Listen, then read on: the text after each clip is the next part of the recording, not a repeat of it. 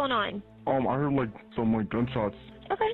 How close to your residence were they? They were right outside my house, and I think someone's dead. We've talked about how David's parents seem to be the victims of a swatting incident as police investigate the death of a young girl found in the singer's car. But right now, we have the audio of the person calling in that apparent fake report to David's parents' home. And as we think about, is David being targeted? Is someone framing or harassing him? Was this person hiding their voice on the call? Let's find out when we bring on a forensic audio expert. Welcome to Sidebar, presented by Law&Crime. I'm Jesse Weber. Okay, so we're exploring another strange, weird aspect of this whole investigation into the death of 14-year-old Celeste Rivas Hernandez. As we know, her body was found in the trunk of a car out in LA that was registered to viral singer 20-year-old David. Her decomposed body was found in this car that was towed to a Hollywood tow yard. And as we have covered extensively, right now there are no arrests, there are no named or identified suspects or persons of interest. And as law enforcement try to understand what happened to this girl, what were her movements, what exactly was her connection to David, was she killed or simply placed in the Tesla after her death, how long was she in the car, who put her there, all of that. One interesting question that has come out is, has David been targeted? Is he being set up? Is he being framed? And there is this recent alleged swatting incident at his parents' house in Texas. You wonder, is that connected to the Celeste investigation in some way? Well, right now, we have important audio, a 911 phone call to play for you. So, as we previously reported on an episode of Sidebar, TMZ obtained police body cam footage, and this is from days after Celeste's body was found in that Tesla, and they show up to David's Hempstead, Texas family home. So we're talking September 18th. This is after Celeste was ID'd. Now, the Texas officers, they respond to this home because there's a report of gunfire. When officers arrive at David's parents' home, the parents appear to be shocked, confused, scared, no idea who would do this. You know, calling police to their property for a fake crime, that's a serious matter. That's a serious allegation. Well, we have a new update in this. So TMZ has released the audio of that 911 phone call that started all of this. And it kind of sounds like the voice is distorted, maybe someone using a voice changer. We're going to play the audio for you. We're going to try to see if someone is masking their identity. Makes you wonder who could have done this. Is it connected to Celeste? And by the way, no arrests in connection with this call either. So we thought we'd do something different, all right? We thought, why not bring on a forensic audio and video analyst to take a listen to this call, okay? So let's welcome on to Sidebar Jennifer Owen, president of Owen Forensic Services. Thank you so much for taking the time. Real quick, tell everybody what you do so everybody knows your expertise in this field. Okay, well, my day-to-day differs because I do forensic audio and video. But basically, I have my hands in anything that is recorded. And in this day and age, that's almost everything. And I deal with either the authenticity of those audio or video recordings, or as we could tell, the AI of today, what's real and what's not, and where the provenance or the integrity of the files are in question. That is my big day to day. But I also do voice recognition. I do clarifications on audio and video. So it's changing day to day, but I spend a lot of time telling people what's real and what's not. Do you know what I call this? I call this the perfect guest for what we're about to do. So Jennifer, thank you. Let me real quick, I'm going to play the full call and then we're going to break it down. Waller County Sheriff's Office is Amber. Hello? Hello? Yeah, Waller County Sheriff's Office. Hello, I need help. Okay, what's going on? Where are you at? My address is... Okay, what's going on? I heard some gunshots. Okay. How close to your residence were they? They were right outside my house, and I think someone's dead. Okay, what's your name? Say it again? What's your name? Okay, what's a good phone number for you, sir? Okay, and why do you believe that somebody's dead? I just heard a loud scream and there was gunshots. Oh, scream. Okay. After shots. Okay, but you haven't saw or heard anything else after that? I heard a scream. Oh, was it a male or a female scream, do you think? It was a female. Female? Okay, Okay, we're going to go ahead and get deputies headed out that way. Just confirming you're at... Yes. Okay, I'm going to get them sent that way, okay? Okay, thank you. You're welcome. Bye-bye. All right, Jennifer, let's start here. Is someone concealing their voice in this 911 call? Absolutely. Okay, Absolutely. and how do you know what are they doing to mask their voice? Well, first and foremost, just listening to it as either a lay person or if you were a forensic audio analyst, it's the robotic inflection. That's the first tip right then and there where you're like, wait a second, what am I hearing? It's the irregular vibrato, it's the inflection, and then you're saying, well, you know, it could be the way it was recorded because there's also a lot of recording problems when it goes into something like this. So just from listening, you're like, wait a second, that's a red flag. We need to dig a little bit deeper into this. And that's when you come to me and say, hey, Jen, you know, can you check this out? What are we dealing with here? Is this signs of manipulation or any kind of harmonic distortion? Or is this just a recording issue and I'm thinking outside the box? So I take a listen to it, and it's a mismatch between what we usually hear when we're speaking with someone, even on a bad line or a bad recording. So let's go a little bit further. So then I'm going to ask you about the provenance or the integrity and, you know, the source recording of where we got this from. And that brings up an issue in your business because you're constantly investigating. The truth seekers, the truth tellers always come to me and say, hey, can I put this on the air and be absolutely sure about what I'm saying here? Mm-hmm. So that brings us to, all right, I've gotten a red flag because I listened to it. So let me ask the person who gave this to me about the integrity of the recording. Now, here's the problem. By the time it gets to us or the investigators or the truth seekers, as I call everybody, or anyone in forensics, it's been stepped on and touched by a million different hands. And it's been downloaded and uploaded, and it's been over here and encoded and transcoded and rewrapped and every which way but up. So you would look at the metadata, you would look at the media information, you would look what I call underneath the hood, hexadecimal data, things of that nature to say, hey, where did this come from? And can we trust the source? And most of the time you can't. So when you're taking stuff from the internet, usually the metadata gets erased. Right. So we have nothing to work with. So then we got to dig a little deeper. Obviously, this is a story that we wanted to bring to you. And the reason we can do that is because not only of the amazing support that we get from everyone out there, from you guys, but also from our incredible sponsor, Upside. This is a free app that gets you cash back on daily essentials like gas, groceries, food. So I pump my gas, I can use Upside. I go out to lunch, I can use Upside. I get something from a convenience store, I can use Upside. And why not get cash back when I do all these things, right? This is actual real cash back. It's money that appears in your Upside app that you transfer right into your bank account. So once you have the free Upside app, you claim an offer for whatever you're buying on Upside. You pay as usual using a debit or credit card. You follow the steps on the app, you get paid. To find out how much you can earn, click the link in the description to download Upside or scan the QR code on screen. But make sure to use our promo code Sidebar because you'll get an extra 25 cents back on every gallon on your first tank of gas. Let me just back up 1 second. Putting aside from the fact of, you know, the source of it, where it came from, the fact it was published on, you know, the internet, now everybody hears it. Just to be clear about something, when you're listening to that recording, are you suggesting, A, it is a real-life person using a piece of technology to mask their true voice, or is this AI generated? Well, it could be either, but just from my experience and, 30 years of doing this, it sounded like a voice changer to me. And the reason why it sounded like a voice changer is because it all had to do with pitch. And for those of you at home, real simple, pitch is how high or how low your voice can go. And that's real easy to change. Real easy to change. You can do that with, a free app, a 99-cent app. You can do that with forensic software. If you make music, you can do that. You can do that on your WavePad. You can do that on anything. So pitch is basically just the degree of high or low of the voice. And that's the easiest way to start. But I have a sample here that I want to show you how easy it is and how by looking at it, we can say, wait a second, this is our first clue. This is the first red flag. I'm going to put this in forensic software and I'm just going to take a look at the voice formats and say, hey, how was this done? So is this you saying this may be how the voice was changed using this piece of technology, this program? Is that what you're showing us? It's very possible. Okay, so show it to us. On the law, I need help. On the law, I need help. On the law, I need help. On the law, I need help. On the law, I need help. Okay, so Jennifer, there is a possibility that someone is using a technology to mask their voice, right?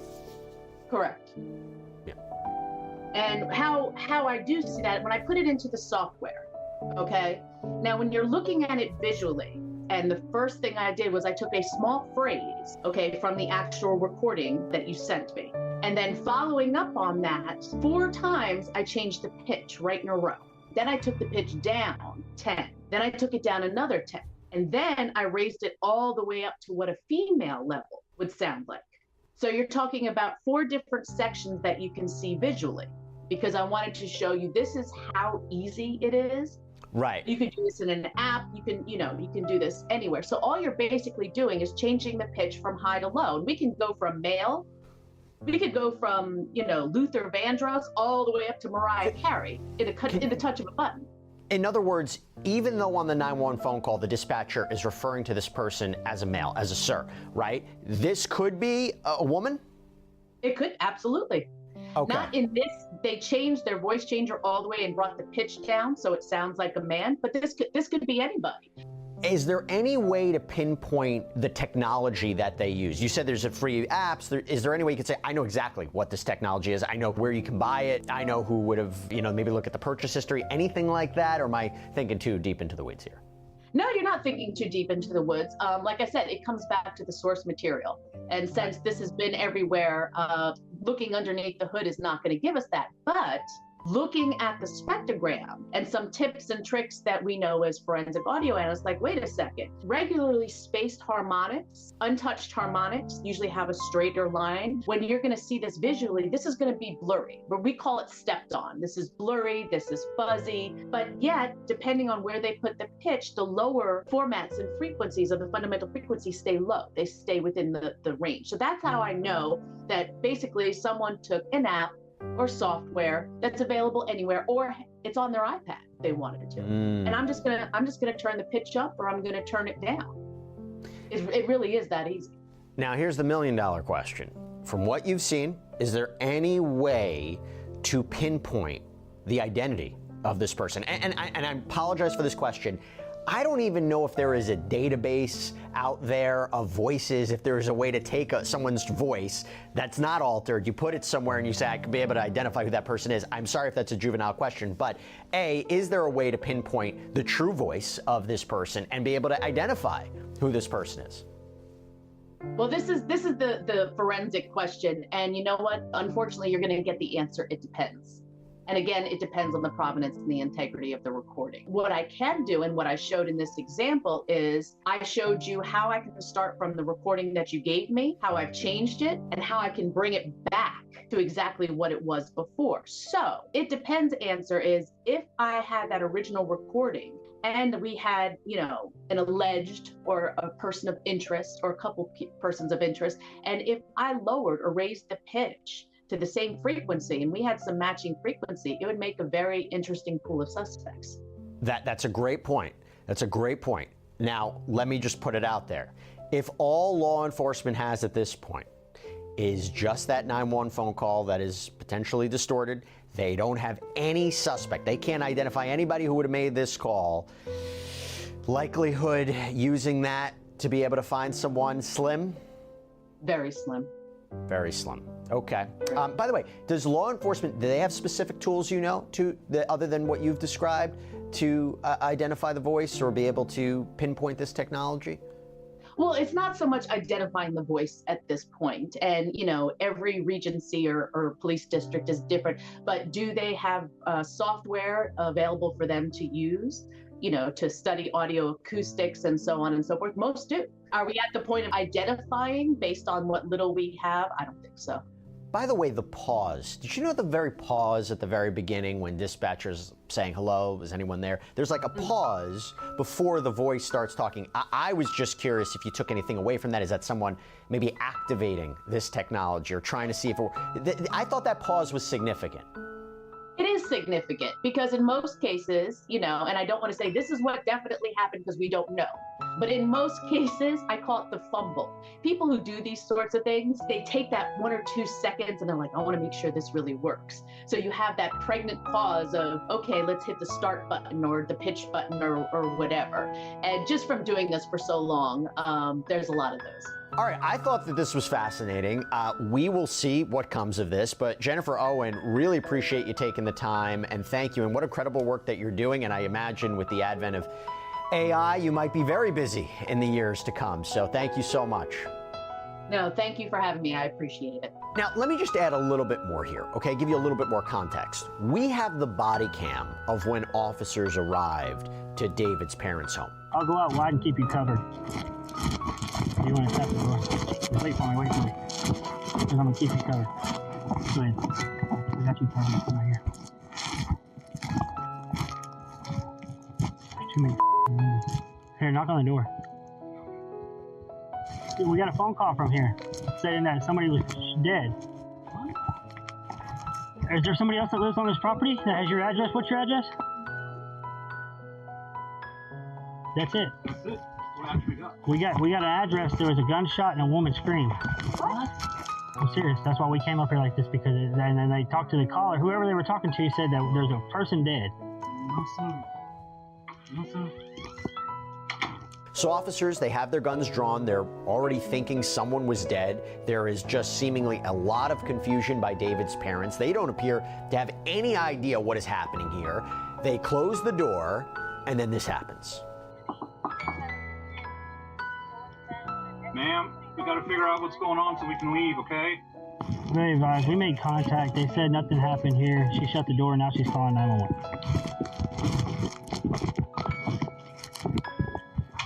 Sir, we haven't received a call.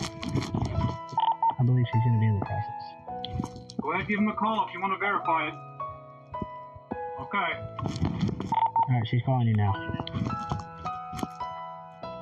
There's more that went on. Can you repeat, sir? Broken traffic. Huh? That's not normal activity. If you were at the wrong address, they'd be concerned about somebody else. Like really?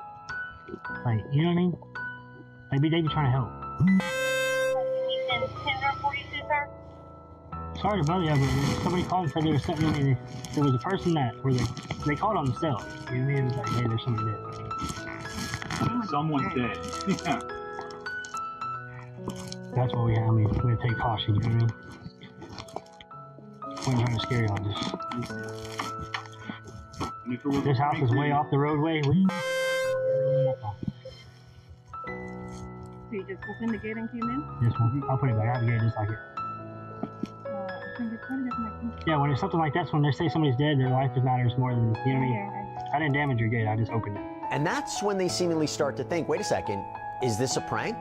Are David's parents victims of a swatting incident where someone makes a false report to police to trick them into sending law enforcement officers to a person's property? Well, look what happens next. It ain't on their phone. And this is not a Texas. Yeah, it's an out-of-state number. Someone's messing with us. But it would be pinged here though, because wherever they call from, it pings and sends it to dispatch. What the what? So like whenever you call 911, wherever you are, it sends like a ping that's how they know the address. And this address came up to this number? Yes, ma'am. That's where he was meeting. Charlie to engine 42. So it says somebody on my property? It could be. We'll check the property for you. Yes, please. So we'll ride around. If you can give me a layout, how's the property?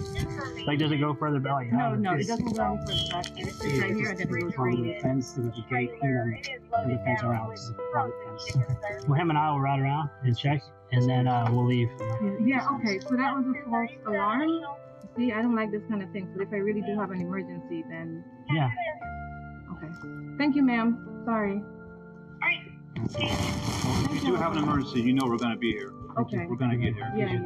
Thank you, Jennifer. Appreciate it. All right. Y'all have a good night. Someone is messing with us. Yeah, it's very scary. It's very scary. And you can see David's mom wondering whether someone is still on the property. Now, it's not clear if David was in the home when all of this was going on, but according to TMZ, the police report indicated that officers spent another 20 minutes on the property, possibly to see if anyone was there. It appears this could have been, again, an instance of swatting.